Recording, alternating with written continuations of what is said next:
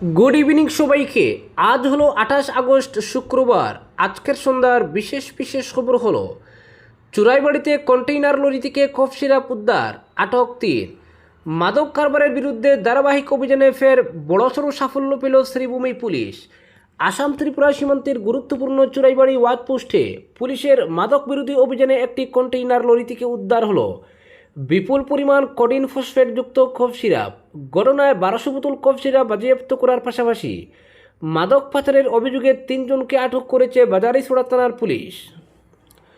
Police সূত্রে জানা গেছে, গোপন সূত্রে পাওয়া নির্দিষ্ট তথ্যের ভিত্তিতে বাজারিছড়া থানার অধীন চুরাইবাড়ি ওয়াচপোস্টে নজরদারি জোরদার করা হয়। এরপর সন্দেহজনক একটি কন্টেইনার লরিকে আটক করে তল্লাশি চালান পুলিশ কর্মীরা। তল্লাশির সময় লরির ভেতর থেকে বিপুল পরিমাণ কোডিন ফসফেটযুক্ত কফ সিরাপ উদ্ধার হয়। প্রাথমিক তদন্তে পুলিশের অনুমান, উদ্ধার হওয়া এই নেশাজাতীয় কফ সিরাপগুলি অবৈধভাবে পাচারের উদ্দেশ্যে এক স্থান থেকে অন্যত্র নিয়ে যাওয়া হচ্ছিল। ঘটনার সঙ্গে জড়িত সন্দেহে আটক 3 ব্যক্তিকে জিজ্ঞাসাবাদ করে পাচার চক্রের মূল হোতাদের সন্ধান এবং এই মাদক কারবারের নেপথ্যের পুরো নেটওয়ার্ক উদ্ঘাটনের চেষ্টা চলছে। তদন্ত এগুলি আরও গুরুত্বপূর্ণ তথ্য এবং নতুন গ্রেপ্তারের সম্ভাবনা উড়িয়ে দেওয়া যাচ্ছে না। অপরদিকে শিলচরে সারা রাত থানায় বহিষ্কৃত বিজেপি যুবনেতার সমাজকর্মী সকালে মুক্তি।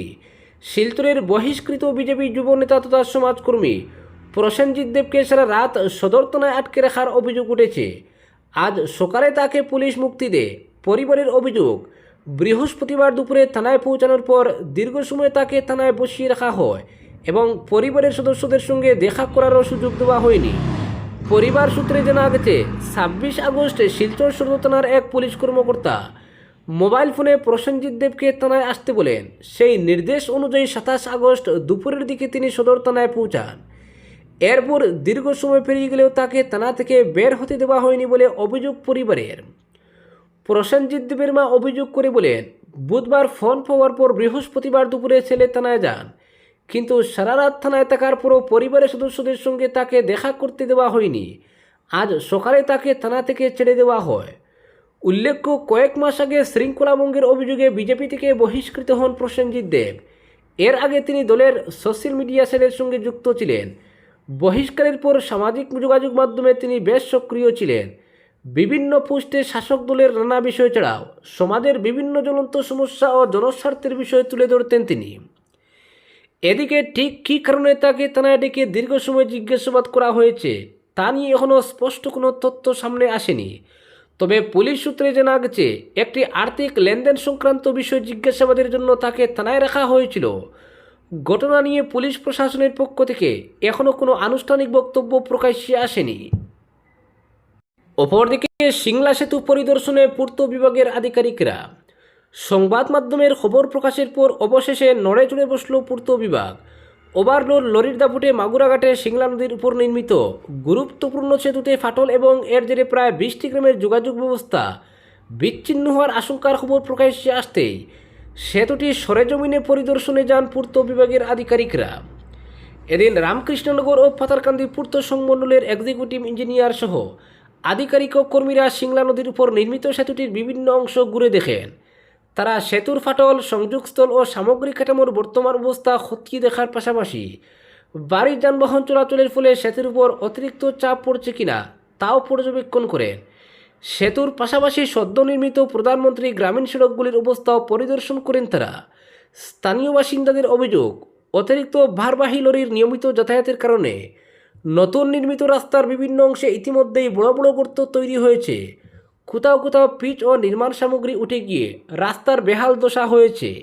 ফলে বিপুল অর্থ ব্যয়ে নির্মিত সড়কের স্থায়িত্ব নিয়েও প্রশ্ন উঠেছে। এলাকাবাসীর অভিযোগ, মাগুরাঘাট দিয়ে প্রতিদিন বিপুল সংখ্যক ভারী পণ্যবাহী লরি চলাচল করে। এর মধ্যে বহু লরি নির্ধারিত ওজনের তুলনায় অতিরিক্ত পণ্য বহন করে। দিনের পর দিন ওভারলোড যান চলাচলের চাপেই সিংলা সেতুর বিভিন্ন অংশে ফাটল দেখা দিয়েছে বলে দাবি তাদের।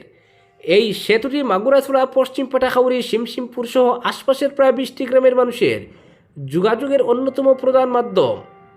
সেতুর ক্ষয়ক্ষতি আরও বাড়লে যে কোনো সময় বড় ধরনের বিপর্যয় ঘটতে পারে বলে আশঙ্কা স্থানীয়দের।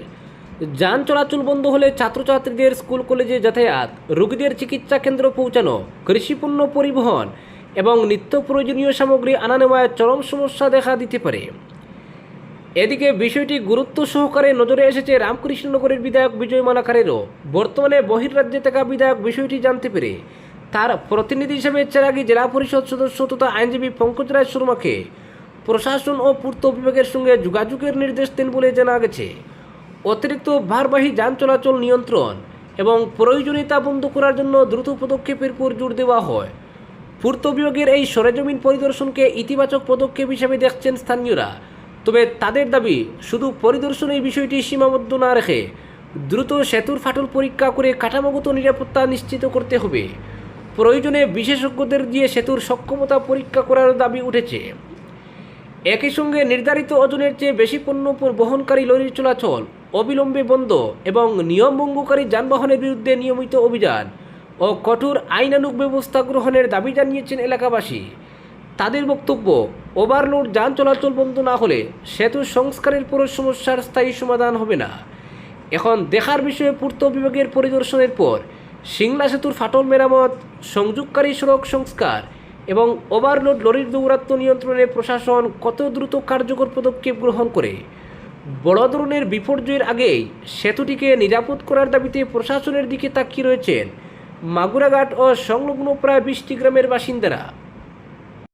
অপরদিকে আসন পুনর্বিন্যাসে তৎপর কেন্দ্র, ফের বসতে পারে সংসদের বিশেষ অধিবেশন। লোকসভা আসন পুনর্বিন্যাসের আইন দ্রুত পাশ করাতে তৎপর কেন্দ্রীয় সরকার। বাদল অধিবেশনে প্রয়োজনীয় অগ্রগতি না হওয়ায় এবার ফের সংসদ ডাকার সম্ভাবনা তৈরি হয়েছে। সংসদ বিষয়ক মন্ত্রী কিরেন রিজিজুর সাম্প্রতিক মন্তব্যে এই জল্পনা আরও জোরালো হয়েছে। গত 13 আগস্ট লোকসভা ও রাজ্যসভা অনির্দিষ্টকালের জন্য মুলতবি করা হলেও এখনও আনুষ্ঠানিকভাবে অধিবেশন সমাপ্ত ঘোষণা করা হয়নি। এই পরিস্থিতিতে সরকার চাইলে ফের অধিবেশন ডাকতে পারে বলে জানিয়েছেন কিরেন রিজিজু। তার বক্তব্য, সংসদের অধিবেশন কখন ডাকা হবে সেই সিদ্ধান্ত নেওয়ার অধিকার সরকারের রয়েছে। অতীতেও এমন নজির রয়েছে বলে দাবি করেছেন তিনি। সংসদীয় রীতিতে অধিবেশন অনির্দিষ্টকালের জন্য মুলতবি হওয়ার পর সাধারণত কয়েকদিনের মধ্যেই রাষ্ট্রপতির অনুমোদনে তা আনুষ্ঠানিকভাবে সমাপ্ত ঘোষণা করা হয়।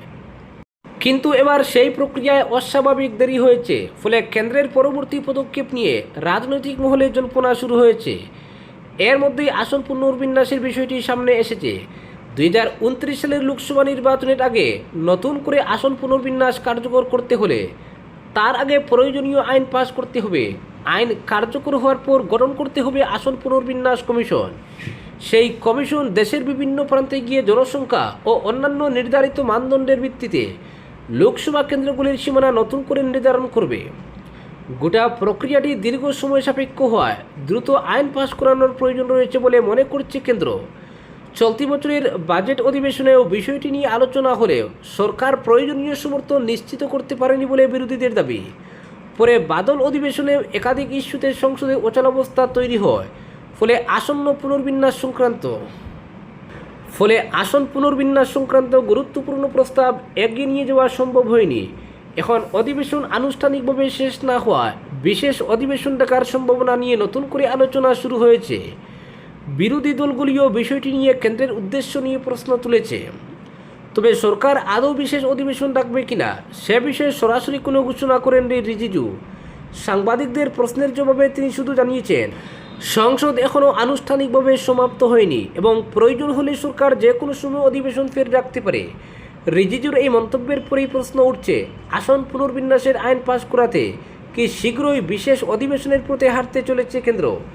আপাতত সেই উত্তর স্পষ্ট নয়। তবে সংসদ সমাপ্তির প্রক্রিয়া দেরি এবং সরকারের বক্তব্য ঘিরে জল্পনা ক্রমেই বাড়ছে। আজকের বিশেষ সংবাদ এখানেই সমাপ্ত।